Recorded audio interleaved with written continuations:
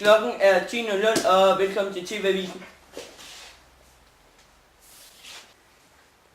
5. 6. klasse drenge drikker øl på legetur. Lærerne fandt ud af, da de lugtede stærkt af alkohol. Michael Gejle siger dette. Dette vil vi ikke tolerere.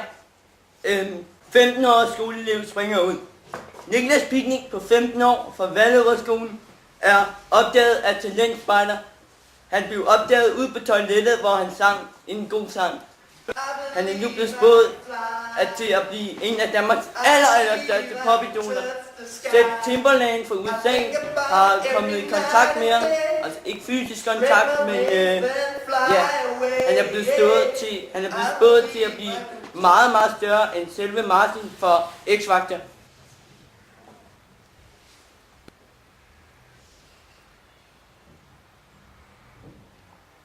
Er det godt? Ja. 2 skolepiger smadrer roden.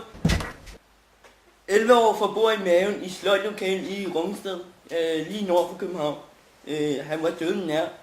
Indvoldene væltede ud af ham, og han kredsede rundt han kredsede grædende rundt ude i skolegården, bare rundt i cirkler. Ja. Punktum. Og nu til sporten. Derhen.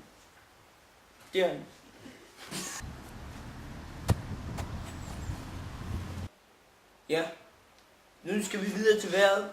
Jeg har hørt, det måske skulle blive 25 grader med lidt sne. Kan det passe? Rutfadori.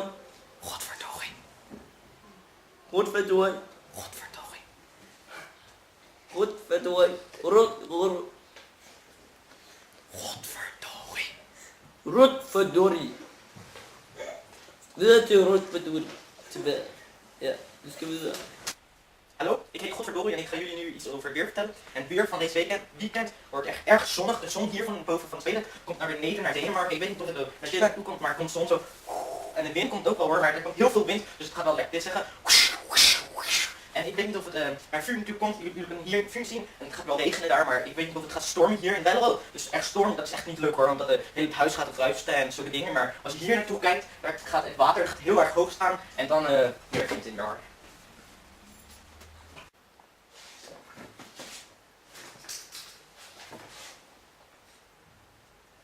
Nu tager jeg mine briller.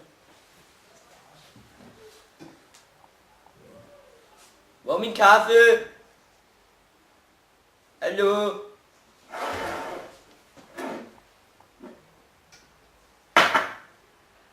Tror du, det stod dum i panden på mig, eller hvad? Hvad?